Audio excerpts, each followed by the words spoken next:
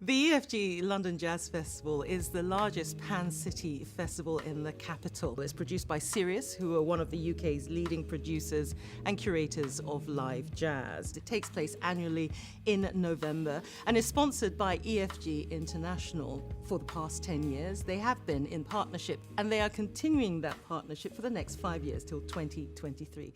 John Williamson is the chair of EFG International and joins us now. John. Hi, Jamoke. John, who are EFG International and what exactly do you do? Okay. Well, EFG International is an international bank quoted on the Swiss Stock Exchange.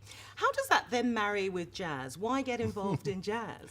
It's a very good question, and I have to say when it was first suggested to me that we should sponsor jazz, I thought this was a crazy idea. As a lifelong jazz fan, this was sort of my hobby outside of the bank. Yeah. So it'd be wrong to say that at the outset I realised how good this could be for us, but actually I've learned while we've done it that jazz is actually a very good thing for us to be associated with. Creativity, freedom of expression, diversity, collaboration, and that great musical word, harmony. One of the key objectives for Sirius is to help develop and promote young talent, which is also something as a bank we very much want to associate ourselves with. It's also part of our wider sponsorship programming, helping nurture young talent. Well, EFG has now become intertwined with jazz. Looking back over the past 10 years, highlights for you? Last year, for example, they was the Thelonious Monk Yes. centenary. I love Thelonious Monk. Yes. And those three concerts were just amazing. And it was an all-day thing, wasn't it? It was.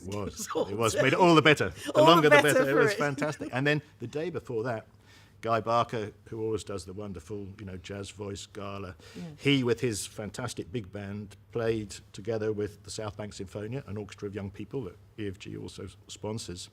His orchestration of the seminal Miles Davis album Kind of Blue, plus some other Miles tracks, and it was just an amazing musical moment, and the audience was spellbound.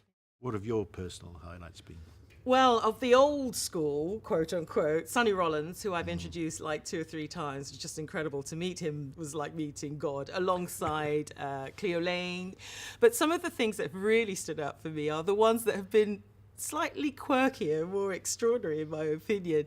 Elza Soares, who is this Brazilian, South American singer, legend in her own home country, and actually being in the concert was an education itself, just being surrounded by people who utterly love her.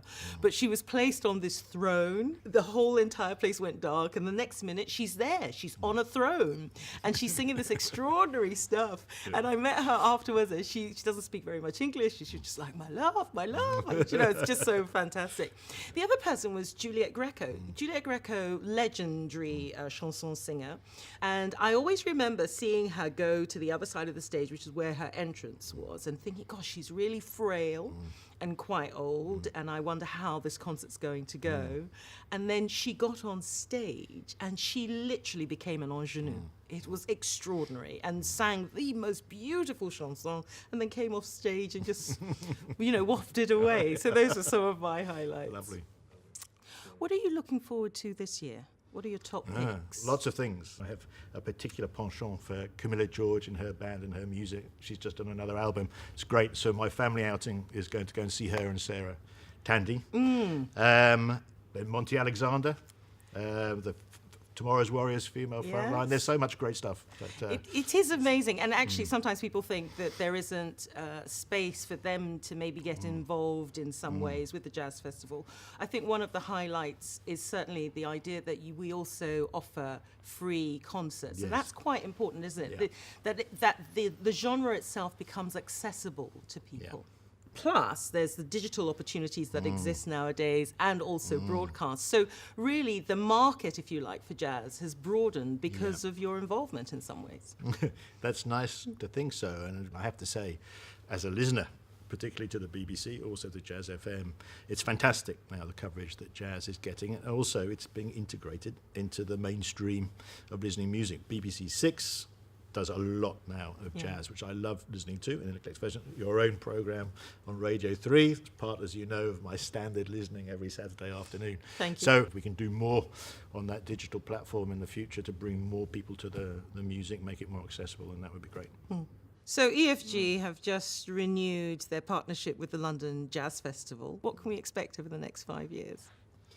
Well, I think we're at a very exciting time for UK jazz, and I think also with the London Jazz Festival, with this focus we have on diversity and eclecticism, I think we have a unique opportunity to help the development of the music and keep London also where it needs to be, at the forefront of jazz, at the forefront of cultural and artistic development. So I think it's going to be a very exciting time for us.